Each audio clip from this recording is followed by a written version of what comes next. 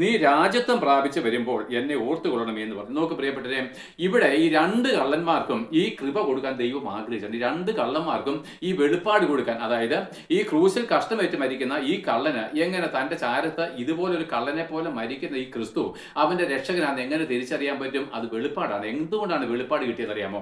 പ്രിയപ്പെട്ട, ദൈവത്തെ പറ്റിയുള്ള ഒരു വെളിപ്പാട് നിങ്ങൾക്ക് കിട്ടണമെങ്കിൽ നിങ്ങളുടെ ഹൃദയങ്ങളെ താഴ്ത്തി കൊടുക്കണം.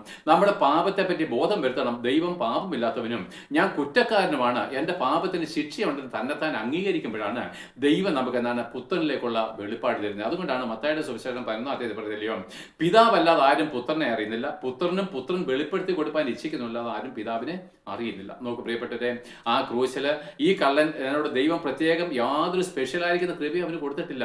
അവന്റെ ഹൃദയത്തെ താഴ്ത്തിയത് കൊണ്ടാണ് ദൈവം അവനെന്താണ് ഈ വെളിപ്പാട് കൊടുത്തത്. നിന്റെ ചാരത്ത് കിടക്കുന്ന ഈ ക്രിസ്തു ഇവൻ നിന്റെ ഏകരക്ഷകനാണ് എന്ന് പറഞ്ഞു. മറ്റേ കള്ളനും അത് കിട്ടുമായിരുന്നു. അവൻ കർത്താവിനെ ദുഷിച്ചുകൊണ്ട് നശിച്ചു പോകുമ്പോൾ അവനും എന്താണ്, എൻ്റെ പാപത്തിന് ഞാൻ ശിക്ഷ അനുഭവിക്കേണ്ടി വന്നല്ലോ, എന്നെ ആര് സഹായിക്കും, എൻ്റെ ദൈവമേ, എൻ്റെ കർത്താവ് എന്നൊരു വാക്ക് അവൻ്റെ ഹൃദയത്തിൽ നിന്ന് വന്നിരുന്നെങ്കിൽ, കർത്താവ് എന്നുള്ള വാക്കിന്റെ അർത്ഥം അവർക്കറിയാം. അവർ കർത്താവൻ തന്നെയാണ് ദൈവത്തെ വിളിച്ചുകൊണ്ടിരുന്നത്. പക്ഷെ അവൻ അങ്ങനെ ഒരു ദൈവത്തിലേക്ക് അവന്റെ കണ്ണുകളെ ഉയർന്നിരുന്നെങ്കിൽ തന്റെ ചാരത്ത് കിടക്കുന്ന ക്രിസ്തുവാണ് തന്റെ രക്ഷകൻ വെളിപ്പാട് കിട്ടുമായിരുന്നു. അപ്പോൾ ഇവൻ എന്താണ്, ഈ തന്നെത്താൻ താഴ്ത്തിയപ്പോൾ ദൈവം വെളിപ്പാട് കൊടുത്തു, ഇവൻ നിന്റെ രക്ഷകൻ.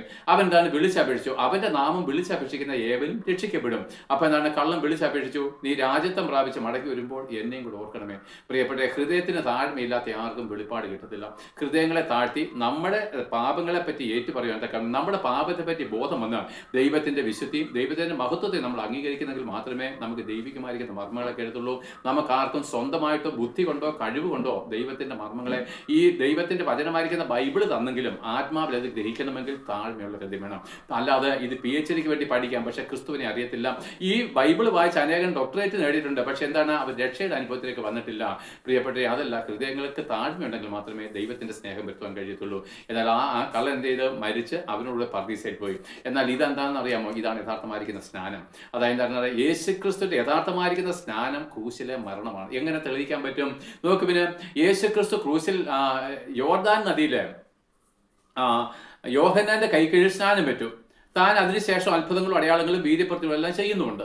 എന്നാൽ പ്രിയപ്പെട്ടവരെ, ഈ ലൂക്കോസിന്റെ സുവിശേഷം 12:49-50 വാക്യത്തിലേക്ക് വരുമ്പോൾ കർത്താവ് പറയുന്നുണ്ട്, ഭൂമിയിൽ ഞാൻ തീയിടുവാൻ അത്രേ വന്നത്, അതിപ്പോഴേ വീണ് കത്തിയിരുന്നുവെങ്കിൽ ഞാൻ ആശിക്കുന്നു, എങ്കിലും എനിക്ക് ഇനി ഒരു സ്നാനം ബാക്കിയുണ്ട്. അപ്പോഴെന്താണ് അവന്റെ രണ്ടാമത്തെ സ്നാനം? ഒന്നാമത്തെ സ്നാനം പിന്നെ യോർദാൻ നദിയിൽ യോഹന്നാന്റെ കൈക്കിലേറ്റ സ്നാനം. പക്ഷെ യഥാർത്ഥമായിരിക്കുന്ന സ്നാനം, ആ പറഞ്ഞ സ്നാനം ക്രൂശിലെ മരണമാണ്.